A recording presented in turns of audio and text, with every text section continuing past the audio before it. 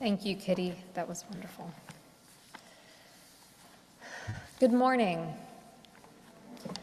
My name is Lisa Shalansky. My pronouns are she and her, and I have the honor of being your worship leader this morning. As a point of visual access, I am a white, masculine of center person of average height with a curly asymmetrical haircut, wearing a white collared shirt, blue tie, and gray sweater, standing in front of a large wreath on a dark brown background. We have reached this special time in our service when we all have an opportunity to let go of that which weighs heavy on our hearts. For those of you joining from home, there was a brief notice in the e-beacon, but I realize not all of us read that, so if you have a moment to grab a washable marker, some sort of bowl or vessel of water, and some pieces of paper, you can participate along at home as well. So to let go of that which weighs heavily on our hearts. For some, this entity might come easily to mind. For others, it may require a deeper dig. For all, I invite you to consider what you are carrying with you into this new year, what may be holding you back. This can be something from 2022, or it may be an older memory. Perhaps you are thinking of someone who caused harm to you in some way. Perhaps you have regrets about some of your own actions. If the first thing that comes to mind is especially painful and feels too raw to go near today, then I invite you to turn to your second thing. You will always have the opportunity at a later time to return to the most vulnerable moment when it feels right for you. Today is just one day, one opportunity. I invite you to meet yourself where you are. For those who are zooming in from home, this is the opportunity to engage in the ritual as well.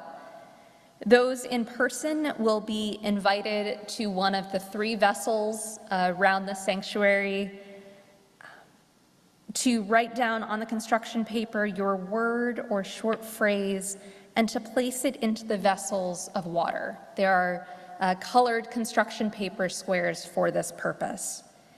The water should cause your words to bleed away and may require a gentle rubbing with your thumb to help it along its way.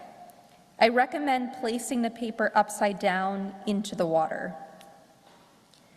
Up at the vessels will be a slip of paper for you to take with you into the new year, a reminder, a blessing of sorts, that you are not only letting go today, but also building up your life. For those zooming in from home, this paper will be shared with you in Monday's sermon sharing email. So keep an eye out for that. To those here in the sanctuary and to those in our sanctuary in the cloud, you may begin.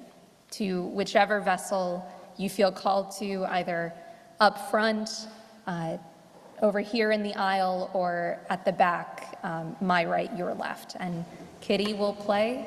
Take your time. The music will continue.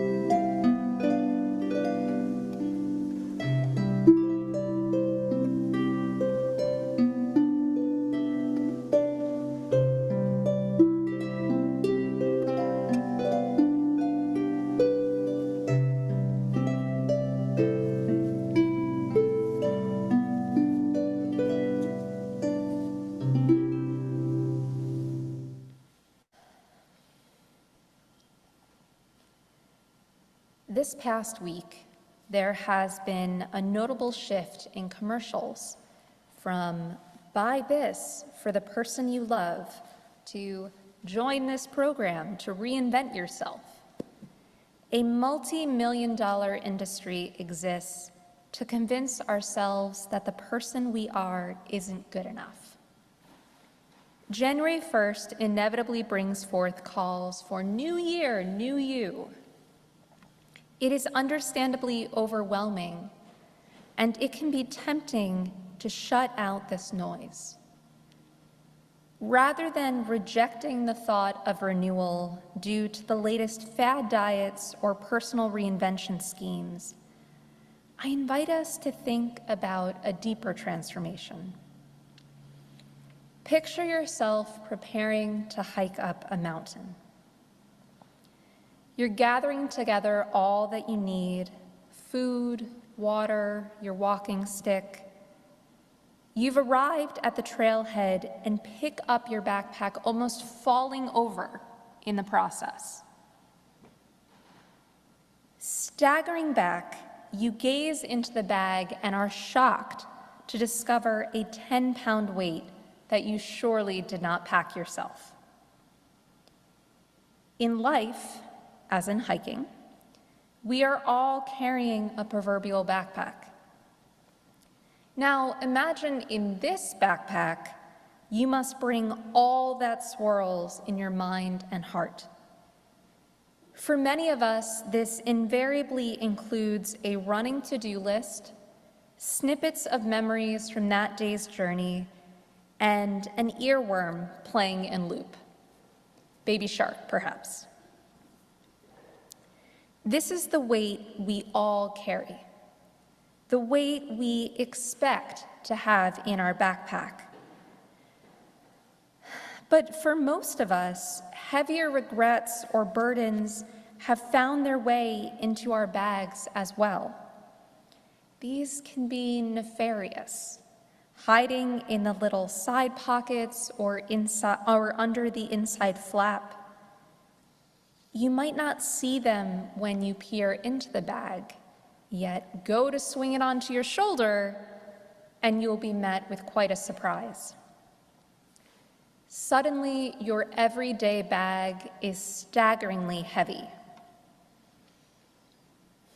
Consider today an opportunity to really explore this bag, to open the zippers, peer into each of the compartments, and find that hidden 10-pound weight. How does it feel to have dissolved your concern into the water earlier? What else do you need to really let this go? One of the scariest things in life can be letting go. While the metaphor speaks to the hidden weights holding us back, there are plenty of times we are conscious of that which weighs heavy on our heart. In fact, sometimes being conscious of this can bring immense guilt. I wonder today how many of us have struggled with the guilt of feeling like we cannot let go, like we cannot move on.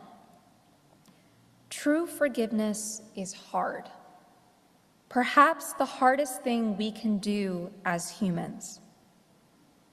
If we were wronged by someone, it might feel premature or unwarranted to move to a space of forgiveness. I invite you to proceed at the pace that makes the most sense for you, to engage in forgiveness if and when it feels additive to your life. While many of us have felt wronged by another, have perhaps struggled to find that forgiveness, sometimes the greatest act of forgiveness that we need to undertake is forgiving ourselves. As we turn the page into a new year, how are you perceiving the burdens that you carry? Do you feel like you should be super? Somehow above that which weighs you down? In my line of work, I'm a therapist, for those who don't know. We talk a lot about radical acceptance. Noticing that which is happening in your life without judgment or worry, just noticing it with curiosity. Sometimes the things that we are least able to control can lead to feeling bogged down by an overwhelming desire for that burden to go away. We often end up beating ourselves up over not somehow being above this pain. Now, I also want to address the elephant in the room. The term preaching suggests someone telling others what to do, being preachy, for example. And yes, I am in seminary, training to become a preacher. However, that is not my intention today. Rather, I hope to invite you into this vulnerable time, knowing that in community, a lot is possible, which feels terrifying on our own. I hope that you may find the space today to feel cleansed by what you put into the water, to feel the support of those sitting on either side of you in the pews, of those in the adjoining Zoom squares on your screen. We have talked a lot about letting go, but today is not only about letting things go, about laying down that which troubles us. This ritual that you all performed earlier is a powerful one. You exercise your autonomy to choose what you will let go of, but equally important, you chose what you held on to, what you did not lay down. By searching through your proverbial backpack, you found the weights and created space for some of the good things in life. In doing so, you allowed that which had been smushed to the side by the burdens to expand, to take up the space it deserves. So resolutions have become cliched at this point, but they can be helpful if you think of them as intentions for your energy. I ask, what do you want more of in your life as we enter 2023? Do not think of these as specific promises to do more or be more, or for some of us, to do less. Rather, think of what brings you joy, what makes you come alive, what feels most important. How can you have more of that in your life? This is a question I have pondered on for quite a while, and only recently did I feel like I had a front row seat to better understanding how to make these decisions. This past summer, I had the honor of serving as a chaplain intern at a local hospital. In this role, I met with many people at the end of their life, supporting both the patients and their loved ones as they navigated this transition. We would sit together and talk. I held space for their grief and their confusion, but also for their contentment. Of course, there were many times when death came far too soon, but there were also the moments when the families were at peace, knowing that their loved ones had lived a full life. In these conversations, these accompaniments, I had the opportunity to hear stories of how people had filled their lives. One person in particular has stayed with me these past several months. In my final week at the hospital, I unexpectedly spent 4 days in a row with a family facing the imminent loss of their matriarch, who I will call Marcia. The family sat vigil taking turns to give each other reprieve over the several days of comfort care. The patient's daughter, who I will call Alice, is the person who interacted with me the most, leaning on me, but also painting for me the vibrant picture of her mother's life. Alice explained that she had retired from her high-level job in order to care for her mother in the final 10 years of her mom's life. Alice told me multiple times how rich her life was from caring for her mother, how much it meant to be able to give back to her mother the way that she had been cared for in childhood. Alice felt filled by the choices she had made all of those years ago. She felt grateful for the opportunity to have accompanied her mom in this past decade. Alice shared with me stories of their travels together around the country and the ways that her mother had been cared for by her and her adult daughter. With the family's invitation, I was privy to video chats with grandchildren and great-grandchildren who were not able to travel to be there.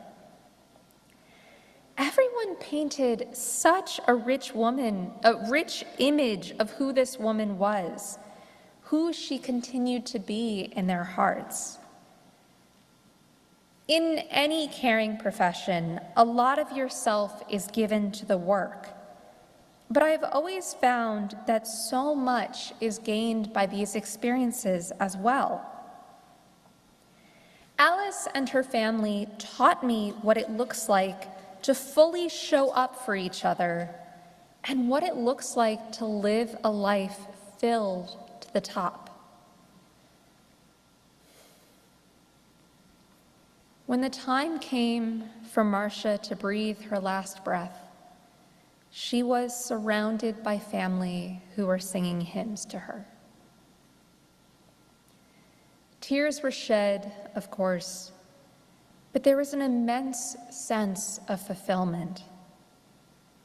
Marcia had given her family so much love and guidance, and she had modeled for them how to live a full life. In that moment, in that room, resentments or conflict did not matter. The family had come together fully to see her out of this life, to support her and to support each other in the ways that she had taught them. Marcia and Alice are perhaps the most poignant memory I carry with me from this summer. But there were many other lessons I carried.